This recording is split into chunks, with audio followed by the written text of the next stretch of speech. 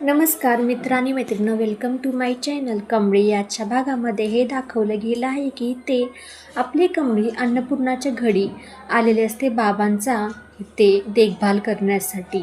आणि इथे अन्नपूर्णाने सगळं काही जिम्मेदारी तिच्यावर सोपवलेली असते, पण इथे बाबांच्या मनामध्ये वेगळंच काहीतरी असतं. बाबा म्हणतात, कमळी आपण ना अल्बम्स पाहूया, असे काही ते इशारा करतात. कमळीने कपाटामधून अल्बमही काढलेले असतात आणि सगळे काही फोटो पाहिल्यानंतर कमळी म्हणते, बाबा किती सुंदर दिसताय हो तुम्ही, पहिले किती छान दिसताय, साक्षात खरंच अन्नपूर्णा माताच ह्या रूपाने तुम्हाला बायको भेटली आहे, खूप छान आहेत अन्नपूर्णा आजी.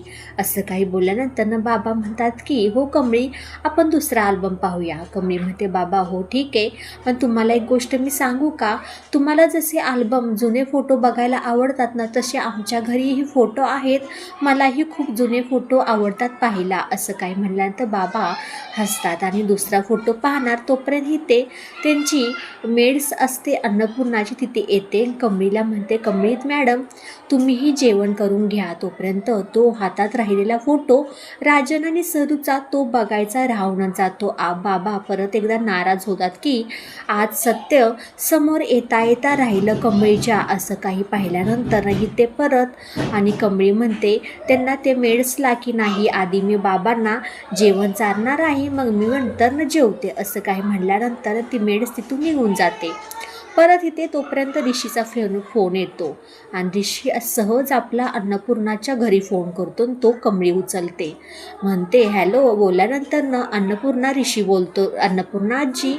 तोपर्यंत ऋषी म्हणतो, अगं कमळी तू तिथे काय करतेस? कमळी म्हणते की अहो मला ना अन्नपूर्णा आजीने बाबांची काळजी घेण्यासाठी इथं बोलवले आहे आणि मी इथं आहे.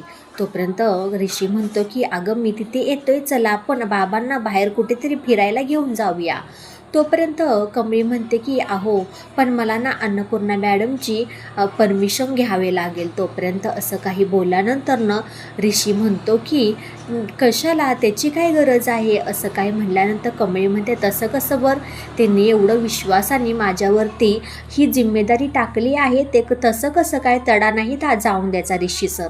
ऋषी म्हणतो काही गरज नाही, आपण जास्त कुठे बाहेर नाही घेऊन जायचं आहे, ते घराच्या पुढेच घेऊन जायचं आहे, बाहेर जराशी तेवढं त्यांना फ्रेश वाटेल. असं काही म्हणून दोघेही फोन ठेवतात. तोपर्यंत कमळी म्हणते, चला बाबा मी तुम्हाला जेवण भरवते, मग आपण बाहेर जाऊया, ऋषी सर येणार आहेत. बाबांचा परत एकदम मूड ऑफ होतो, कारण की तो फोटो आज कमळी बघायचा राहूनच जाते. ते परत आपण पुढच्या ह्याच्यामध्ये पाहूयात की ते रागिणीने दुसराच काहीतरी प्लॅन बनवलेला असतो. आपल्या कमळीच्या जेवणाच्या ताटामध्ये ती विष पेरायचा प्रयत्न करते, म्हणजे विष घालते, पण ते सक्सेस होत नाही. ते कसं काय, ही ते मेड्स असते ती कमळीला जेवण घेऊन जाते. तोपर्यंत अनिका येते, काय गं हे जेवण कोणाला घेऊन चालली आहेस? ती म्हणते की कमळी मॅडमला. व्हॉट युअर कमळी मॅडम, असं काय बोलतेस तू?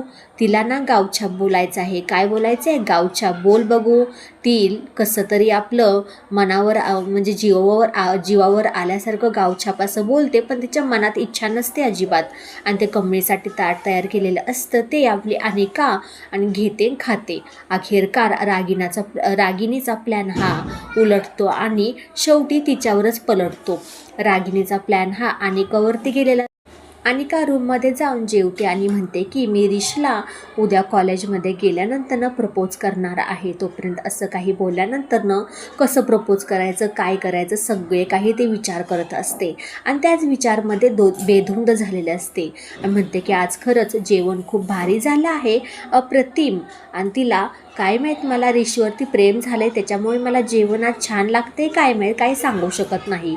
सगळं काही ताटातलं संपवते आणि तोपर्यंत थोड्या वेळेत एवढी जोरजोरात ओरडायला लागते, रडायला लागते, काही विचारायलाच नको. रागिणी म्हणते की बरं झालं त्या कमळीच्या अखेरकार त्या औषध पोटामध्ये गेला आणि ती ओरडायला लागली, पण काही कारणास्तव अनिकाचा आवाज यायला लागतो. तोपर्यंत रागिणी, कमळी ह्या सगळ्या काही धावत येतात. धावत आल्यानंतर इथे परत रागिणी म्हणते, अगं अनिका काय झालं, तू अरबट चरबट काही खाल्लं होतंस का तुझ्या पोटात दुखायला? ती म्हणते, नाही गं मम्मा, मी आत्ता जेवण केलं होतं. अगं ते कमळीला जे ताट घेऊन चालली होती ना ती मेड्स, तिच्याच हातातलं घेतलं मी वडून आणि खाल्लं. रागिणी थोडी अचंबित होते आणि म्हणते की काय बोलतेस काय, काय बोलतीये अनिका बेबी, तू असं कशाला करायला पाहिजे होतं. तोपर्यंत कमळीला आपला डाऊट येतो की अरे ह्या रागिणीने आपल्यासाठी केला होतं हे सगळं, खड्डा खांदलेला होता पण शेवटी त्याच्यामध्ये तिची पोरगीच अनिकाच पडली. म्हणतात ना, दुसऱ्यासाठी खड्डा खांदलेला हा स्वतःसाठीच असतो, तो माणूस विसरून जातो. परत इथे असं काही झाल्यानंतर न इथे ऋषी निग्गे आणि बंड्याला म्हणतो की बरं झालं तुम्ही मला कमळीचा राग म्हणजे कमी करण्यासाठी काहीतरी उपाय सांगितला आहे. निग्गी म्हणते ऋषी सर, अशा प्रकारे माझ्यापाशी भरपूर काही सोल्युशन आहेत, भन्नाट आयडिया आहेत, तुम्ही मला फक्त विचारत राहा. आणि पर ऋषी हसतो, म्हणतो खरंच तुझी ना आयडिया कमाल करेल, काम करेल. तोपर्यंत नयनतारा ऋषीला पाहते तयार.